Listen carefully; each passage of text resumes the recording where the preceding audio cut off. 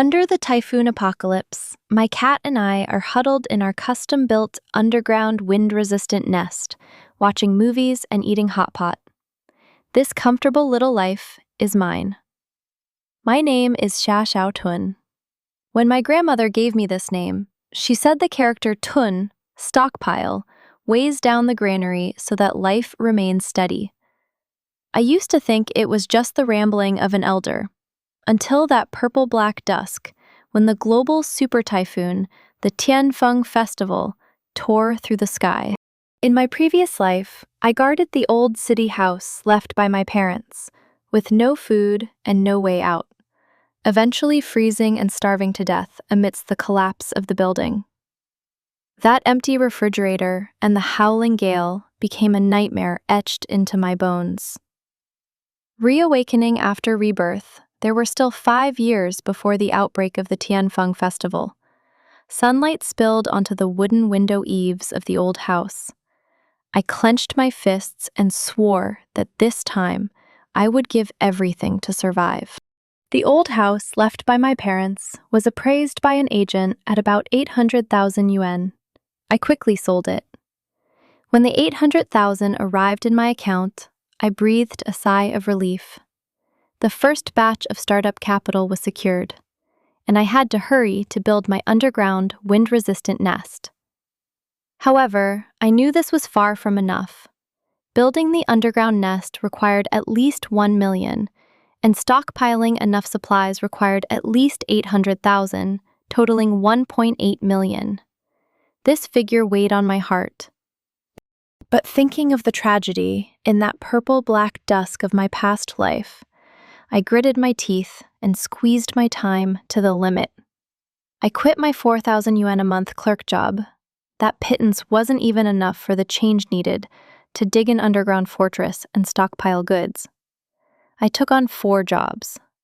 During the day, I worked as a sales guide in a construction materials market to understand the prices and performance of wind-resistant materials. Lunch was a 2 yuan steamed bun with pickles. At night, I set up a stall at the night market until 1 or 2 in the morning.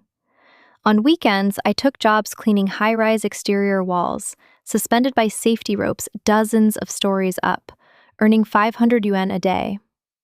Late at night, I hunched over my computer, doing freelance engineering drawings. One drawing paid 50 to 200 yuan, and I often worked until 3 or 4 in the morning. After several days of high-intensity work, I walked to the sink and was startled by my reflection. My face was covered in oil, looking dull and yellowish, with blackheads appearing on my nose. I rummaged through the sink and found the cleanser I had stockpiled before, the Sika dual-tube cleanser. It features a pioneering dual-tube design, version 5.0. When squeezed out, it is gray and white. The gray part is white clay, which can pull out dust and dirt from deep within the skin.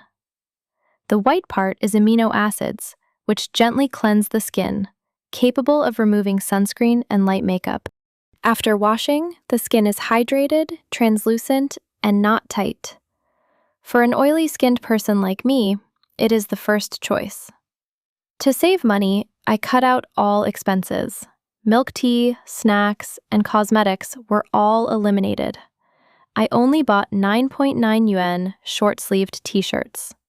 My 3 meals were fixed as white porridge with pickles or plain boiled noodles, with an occasional egg or green vegetable as an improvement. I lived in a cold, damp basement. In summer, it was so sweltering I was covered in sweat. In winter, I huddled in a ball from the cold. Yet I never dared to turn on the air conditioner.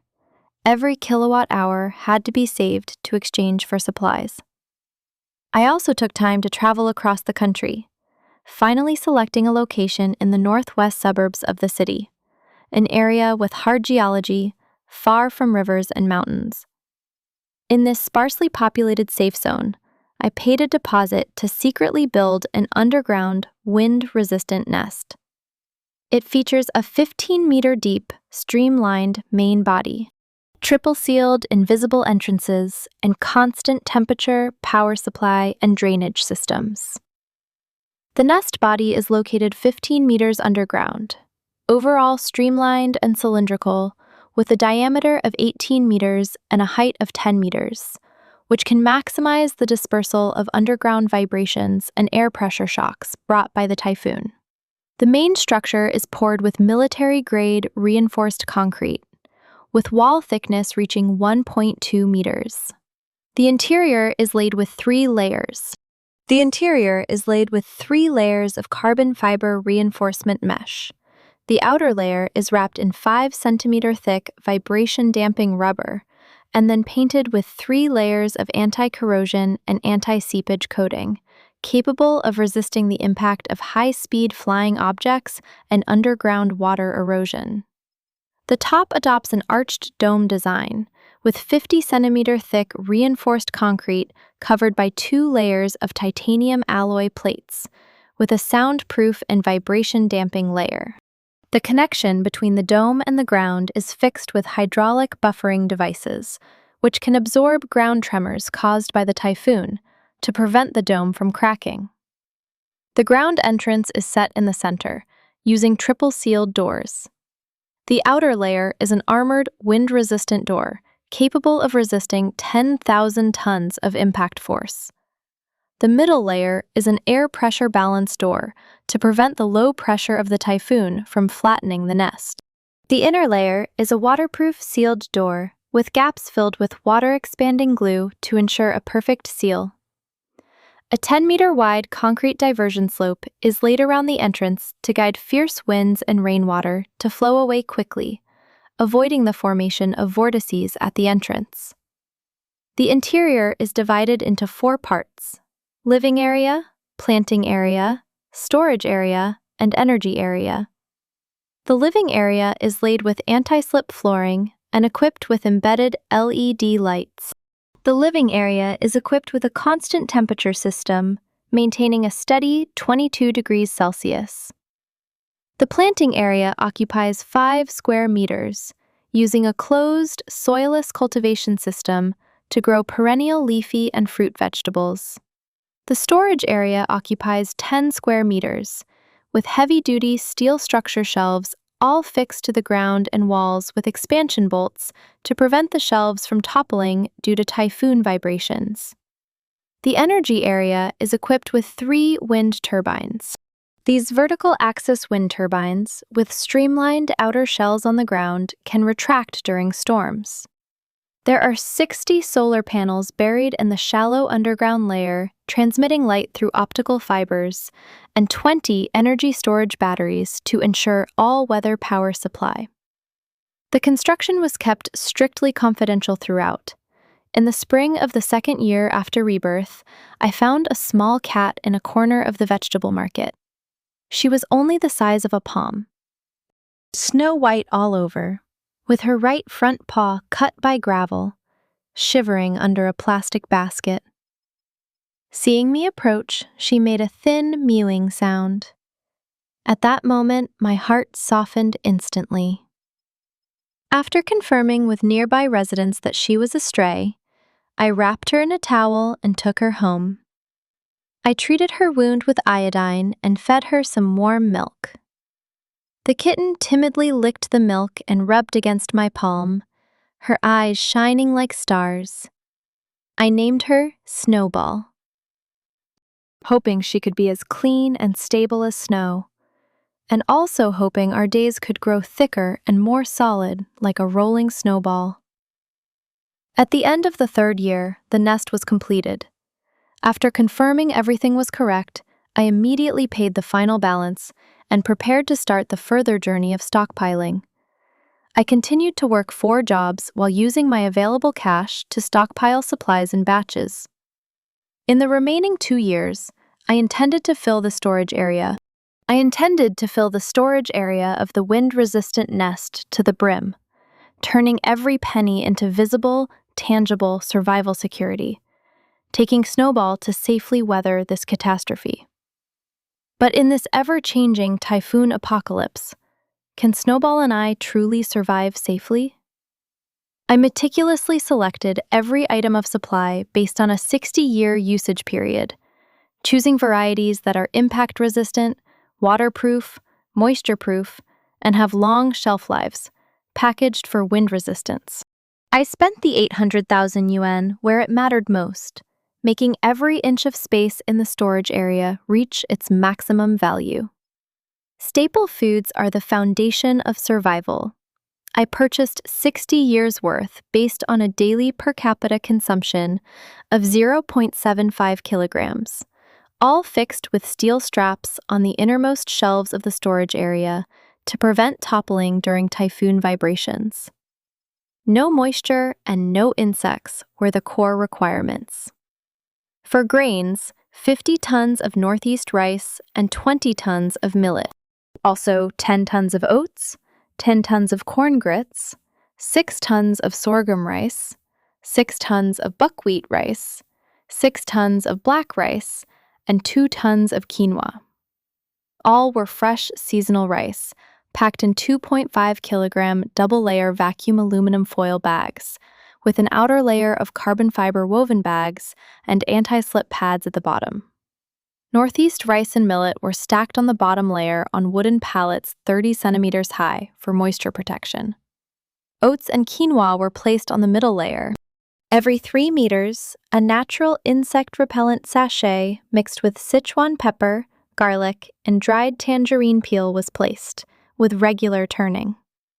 For flour, 6 tons each of high gluten, medium gluten, and low gluten flour. 4 tons each of dumpling flour, sweet potato starch, and mung bean starch. And 6 tons of whole wheat flour, totaling 40 tons. These were stored in food-grade, thickened, impact-resistant plastic buckets, 25 kilograms per bucket, with silicone sealing lids. Moisture-proof grease was applied to the bucket mouths, and rubber anti-slip pads at the bottoms. They were stacked by category and fixed with steel straps, labeled for first-in, first-out rotation. For instant foods, 15 tons of dried noodles, such as alkaline noodles and egg noodles, 8 tons of non-fried instant noodles, and 15 tons of military-grade compressed biscuits. Dried noodles and instant noodles were vacuum-packed and placed in impact-resistant foam boxes on the top shelf. Compressed biscuits were placed in waterproof and moisture-proof aluminum alloy boxes, with combination locks fixed in a safe corner. With a 30-year shelf life, they serve as emergency rapid energy replenishment. On the third layer of the shelf, a small space of half a square meter was specially reserved with a soft mat for Snowball's nest and toys, becoming her exclusive granary observation deck. Every day, she would lie here, looking at the full shelves of food. Protein is key to maintaining life, divided into 4 categories: frozen meat, cured meat, eggs, and soy products, balancing daily consumption and long-term storage, all treated with anti-vibration and damage prevention measures adapted to the extreme underground environment. For frozen meat, I contacted 2 large slaughterhouses to order fresh goods: 40 tons of pork, 30 tons of beef, 20 tons of mutton, 30 tons of chicken, 20 tons of duck, and 10 tons of fish. Pork was cut into 500-gram small blocks and vacuum-packed, with 10 blocks per impact-resistant foam box. Beef and mutton were vacuum-sealed in 1,000-gram aluminum foil bags. Chicken was packaged by parts. Fish was vacuum-sealed after flash freezing at -60 degrees. All were stored in 6 industrial-grade anti-vibration freezers, with a total capacity of 6,000 liters and a minimum cooling of -60 degrees Celsius. Vibration-damping foot pads were installed at the bottom. For cured meat, 20 tons of bacon, 15 tons of sausage, 8 tons of ham, 6 tons of salted meat, 6 tons of cured fish, and 3 tons of cured chicken. These were cured with a low-salt formula, vacuum-sealed after natural air drying, placed in impact-resistant plastic boxes, and stored in a cool, dry area. Bacon and sausages were hung on stainless steel hooks fixed to the wall reinforcement to avoid compression damage. They have a shelf life of 30 years. For eggs, 30 tons of sterile eggs, 10 tons of duck eggs, and 5 tons of goose eggs. Half were frozen in freezers, and the other half were soaked in lime water mixed with wood ash and packed in ceramic jars, which were then encased in foam sleeves and buried in a dry corner of the storage area. Additionally, 15 boxes of vacuum-packed quail eggs were stockpiled on the middle shelf for easy daily cooking. For soy products and dehydrated jerky, 15 tons of dried tofu and 8 tons of yuba. Also 6 tons of dried bean curd. All were dehydrated and sealed in waterproof, impact-resistant plastic boxes with desiccant inside. Additionally, 3 tons each of dehydrated chicken and beef jerky were vacuum-packed in aluminum foil boxes and placed in prominent shelf positions as essential emergency supplies. To ensure daily vitamin intake, fresh fruits are sufficient for 2 years, while freeze-dried fruits and vegetables have a shelf life of 20 years. For fresh fruits, 10 tons of apples, 5 tons of oranges, 3 tons of pomelos, and 2 tons of pears, totaling 20 tons. All were selected from hard-fruited, durable varieties, individually wrapped in plastic wrap, and placed in impact-resistant foam boxes with absorbent paper and desiccant, stacked in a ventilated part of the storage area. Every day, I share one with Snowball. For freeze-dried produce, 4 tons of freeze-dried strawberries, 3 tons of blueberries, and 3 tons of carrots. Also 4 tons of spinach and 2 tons of broccoli, totaling 20 tons. These were vacuum nitrogen-packed in waterproof, impact-resistant cardboard boxes with foam sleeves, stacked on the middle shelf. After rehydration, the taste is close to fresh produce, suitable for stir-frying or soup. The planting area features a 4-square-meter closed soilless cultivation system with a double-layer, vacuum-insulated glass shell, 4 LED plant growth lights, and 2 silent fans. A 2-layer hydroponic pipe mechanism planting rack for perennial vegetables like lettuce, oilseed rape, tomatoes, and cucumbers was installed. Planting containers are fixed to the rack with buckles, and the rack is fixed to the ground with expansion bolts to prevent toppling from vibrations. I stockpiled a 60-year supply of concentrated nutrient solution, sealed in 40 anti-corrosion plastic tanks. Lettuce can be harvested every 20 days. Tomatoes bear fruit in 3 months. Annually, it can produce over 100 kilograms of fresh vegetables, enough for daily consumption. For vitamin tablets, I stockpiled 1,000 kilograms based on a 60-year supply, covering multivitamins, vitamin C, vitamin B complex, calcium tablets, and vitamin D, stored in sealed glass jars with foam sleeves. I specially stockpiled 150 kilograms of cat multivitamins for Snowball, individually jarred in the pet supply area to ensure her nutrition. Not seeking luxury, but seeking durability and sufficient quantity to give flavor to apocalyptic life. Edible oil has a shelf life of 15 years. Seasonings are moisture-proof and anti-evaporation, all treated for collision prevention.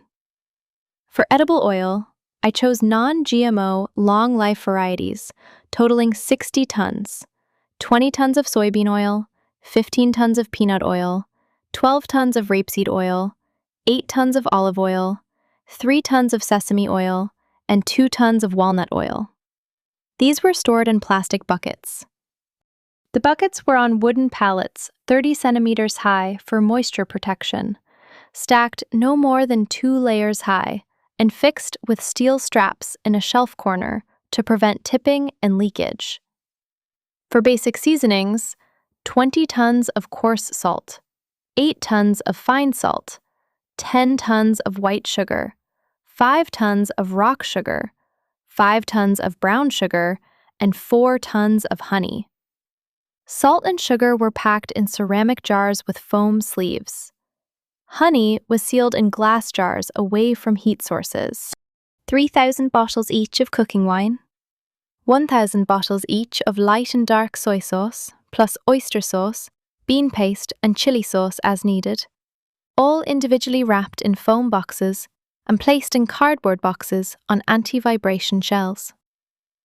400 kilograms of spices, including star anise, cinnamon, and bay leaves, plus 100 kilograms of 13 spice powder, 75 kilograms of 5 spice powder, 50 kilograms of curry powder, and 50 kilograms of pepper powder. All were dried and sealed in impact-resistant small boxes to prevent aroma evaporation. Prepared according to a 60-year single-person usage, all items are durable and damage-resistant, from cleaning supplies to personal care. Categorized in sealed boxes and bolted to shelves. Frequently used items are on the outer layer, less frequent on the inner. For paper products, 150,000 packs of toilet paper, 10 rolls per pack, packed in waterproof, impact-resistant woven bags. There were 10 packs per bag, fixed with steel straps on the bottom layer. 150,000 boxes of facial tissues, half bamboo pulp and half wood pulp, in sealed cardboard boxes with foam sleeves. 80,000 boxes of wet wipes, 40,000 cleaning, 20,000 disinfecting, 20,000 pet-specific. Vacuum-packed in sealed plastic boxes with buckles. 40,000 boxes of kitchen paper towels, stacked on a small storage rack near the kitchen with fixed supports. For personal care, 1,000 disposable masks. Also, 10,000 pairs of disposable gloves, 50,000 packs of disposable underwear, 10,000 packs of sanitary napkins, and 6,000 packs of liners. Additionally, sufficient cotton swabs, dental floss, razors, shampoo, body wash, soap, toothpaste, laundry detergent, disinfectant, 75% alcohol, and trash bags, all categorized in sealed boxes with foam filling. Other necessities: 500 sealed fresh-keeping boxes of various sizes, 200 sets of stainless steel tableware, and 100 thermal flasks.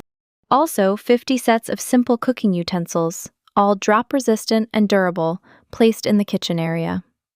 Sufficient candles, matches, and rechargeable flashlights for sudden power outages were sealed and stored away from fire sources. Snowball is my only companion in the apocalypse.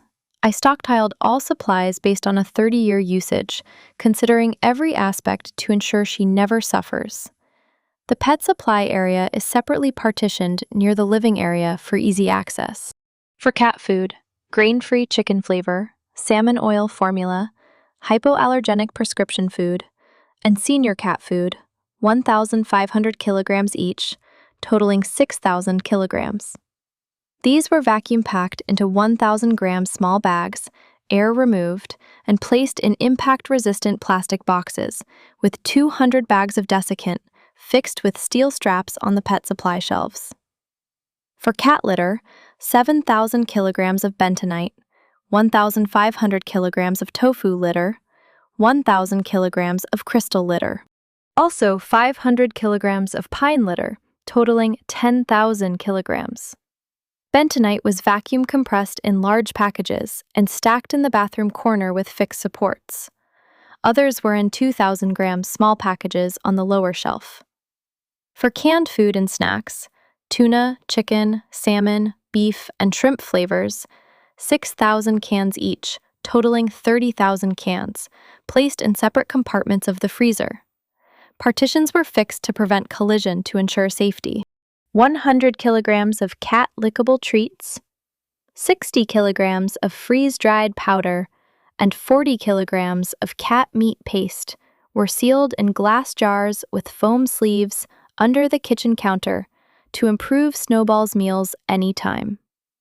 For cat supplies, 12 litter boxes, 40 scoops, 60 scratching boards, 12 thickened anti-vibration nests, 6 ground-fixed cat trees, 200 drop-resistant and bite-resistant toys, 12 sets of nail clippers, and 12 combs. All were placed in pet-specific boxes.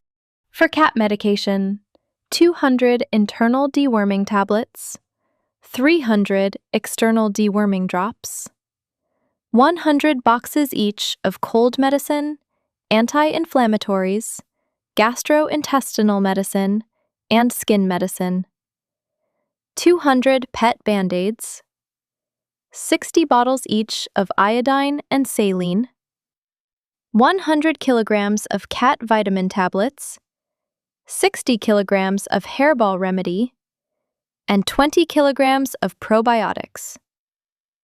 All were placed in dedicated, impact-resistant storage boxes at the head of the bedroom bed for emergencies. Finally, I kept 20,000 yuan to prepare 15 emergency kits, each packed in an impact-resistant, waterproof, and moisture-proof backpack, containing 1 week's worth of survival supplies, placed on the shelf at the nest entrance within reach. If a temporary evacuation is needed, I can quickly depart with Snowball and never leave her behind. For human supplies, 8 military compressed biscuits, 400 grams of dehydrated jerky, 200 grams of freeze-dried fruit, and 5 liters of water. Also a portable water purifier, an emergency light with 20 hours of battery life, 10 spare batteries, a carbon fiber multifunctional shovel, a first aid kit containing hemostatic cotton and bandages, 4 windproof lighters, a magnesium rod, a survival blanket, a set of wind-resistant protective clothing, goggles, and a spiked anchor safety belt. For Snowball, an impact-resistant, warm, portable cat bag, 400 grams of cat food, 8 lickable treats, and 1,500 grams of portable litter. Also, 8 packs of cat wipes, and a portable emergency water dispenser. The safe house and all supplies are ready. Can Snowball and I truly pass through this safely? On the day the Tianfeng festival broke out, the sky indeed turned that suffocating purple-black color.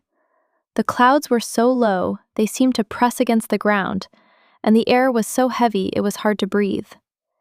At 8 a.m., the first gust of fierce wind swept through, with wind speeds breaking 200 kilometers per hour. Trees on the ground were uprooted, billboards were torn like paper, and the howling wind sounded like thousands of wild beasts roaring. Even inside the nest, 15 meters underground, a dull boom could be heard. The temperature plummeted at a rate of 10 degrees Celsius per hour. It was 15 degrees above zero when I went out in the morning, but by 12 p.m., it had dropped below minus 10 degrees. By 3 p.m., wind speeds reached 600 kilometers per hour. The gale carried gravel, glass shards, branches, and other debris, striking the ground like bullets with loud bang, bang, bang sounds. The armored door at the ground entrance vibrated slightly from the impact, but the nest remained stable. Emergency warnings were broadcast on the news, asking citizens to stay home, but the city quickly fell into panic. Sirens, cries, and the roar of collapsing buildings rose and fell. I stood before the monitoring screens. I watched the world outside. The glass curtain walls of high-rise buildings were torn apart by the wind, shards falling like waterfalls. Cars on the road were flipped over, colliding and crushing each other. Occasionally, a few people wrapped in thick clothing could be seen crawling with difficulty in the gale, only to be swept into the storm and vanish. I turned off the monitors and returned to the living area. Snowball curled up on my lap. She was a bit scared, but she lay there obediently and fell asleep purring, completely unaffected by the gale and loud noises outside. The energy system ran steadily. The wind turbines worked normally under the protection of their streamlined outer shells. Solar panels transmitted light through optical fibers, and energy storage batteries provided a continuous supply of electricity. The constant temperature system kept the nest warm and cozy. The thermometer showed an indoor temperature of 22 degrees. The lettuce in the planting area was lush green, and green fruits hung on the tomato vines. 5 days after the outbreak, the city's power system was completely cut off and water supply stopped. But Snowball and my life were not affected at all. The water storage system in the nest held 50 tons of purified water, enough for us. Vegetables were continuously harvested from the planting area, food and meat were abundant, and tissues and daily necessities didn't need to be rationed. Life was regular and peaceful. I woke up at 7 a.m. every morning, first adding cat food and clean water for Snowball, then washing up with purified water and making a steaming breakfast. Millet porridge with pickles, or a piece of fried bacon, 2 boiled eggs, plus a handful of fresh lettuce. In the morning, I would organize supplies, check the freezer temperatures, inspect vegetables and fruits to remove any spoilage, and check the operation of power equipment.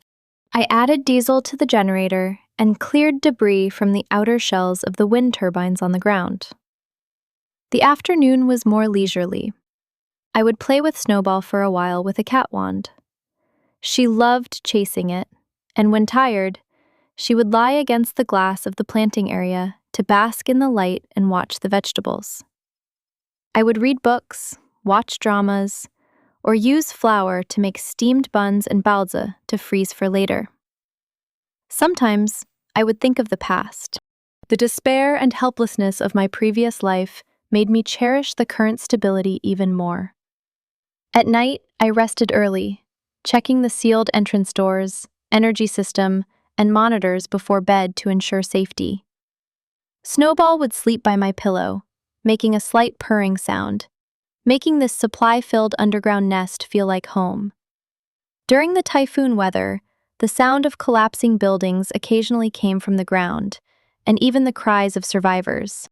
The cries of survivors could be heard, but the underground nest remained quiet and stable. Once, several survivors discovered the ground entrance and tried to pry open the armored door with crowbars, cursing me for being selfish and cold-blooded. I activated the alarm system at the entrance. The high-decibel siren echoed on the ground. Simultaneously, I recorded their faces through the monitors. Perhaps intimidated by the alarm, they left, cursing. From then on, I became even more cautious, carefully checking the entrance and monitors every day to ensure no safety hazards. Time passed day by day, and the typhoon showed no signs of improvement. The world above became a purgatory, ravaged by fierce winds.